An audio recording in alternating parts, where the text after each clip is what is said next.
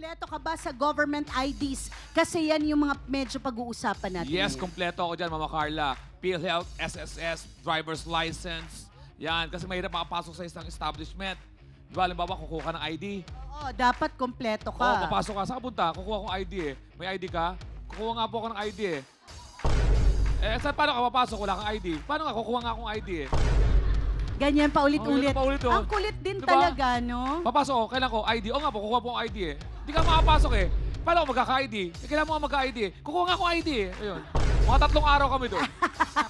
Sabi ko, Banay, nagagawa ka ba ng TIN ID? Sabi niya, oo. Sabi ko, ilang araw? 3 araw nga, sinabi niya. Ngayon, pagkasabi niya, sabi ko, magkano? 350. Ang sinabi niya, 350. Oh, binigay ko kagad yung pangalan ng anak ko, address namin, tsaka yung birthday ng anak ko kasi yun naman ang hiningi niya. Yan lang ba ang halaga ngayon ng TIN ID? 350 lang? Walang bayad. Wala bang bayad? Sa amin, 120 TIN lang. ID. Okay. So wala siyang bayad. Pero dahil meron kang fixer, Nagbayad po ako ng nagbayad ka ng 350. Pang-merienda yan, 350. pang-merienda, Ilang pamasahe. TIN ID itong hiniling mo? Isa lang po. Isa lang, sa sa'yo anak ko. lang. Para lang Okay. po sa anak ko. Yun, taga ilang araw, isang linggo na, binalikan ko ulit siya. Sabi ko, Banay, nasaan yung TIN ID ng anak ko kasi kailangan na kailangan ko na. Sabi ko, galing mo rin, no? Ano?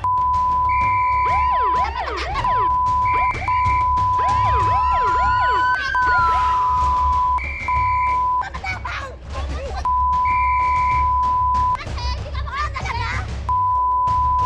Baka yung ibigay. Pera, bakit? Ha? Sabi ko, pera?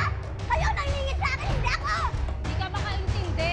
Isang buwan hindi ako nakaintindi, pero hindi pa ako nakaintindi ng isang buwan. Eh, di ba nga, nasa ospital yung... At baka naman ako umabusin na sa hospital. Ulit na lang ba tayo dito? Pinarating mo pa sa TV. Talaga? Pinaliwanag ko po sa kanya, yung supplier ko po, yung kinukuhanan ko po talaga ng TIN ID is na ospital po yung tatay.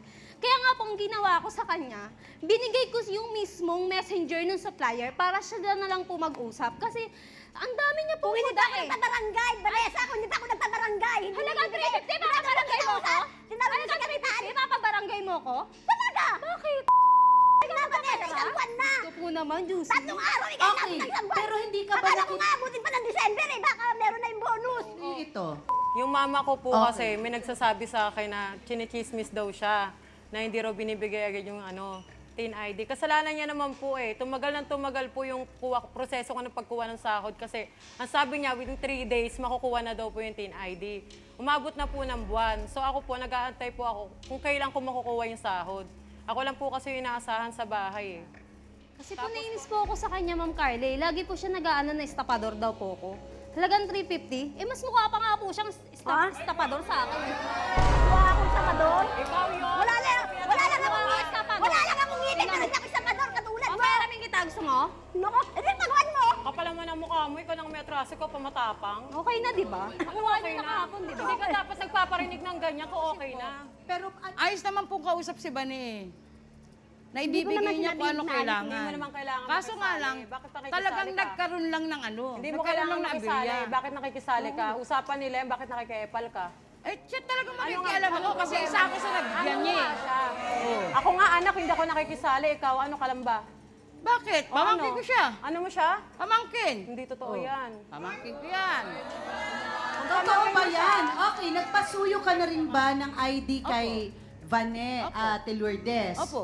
Okay, so kamusta naman? Within 3 days na ibigay. Kaso nga lang talaga sa kanya, nagkaroon ng aberya.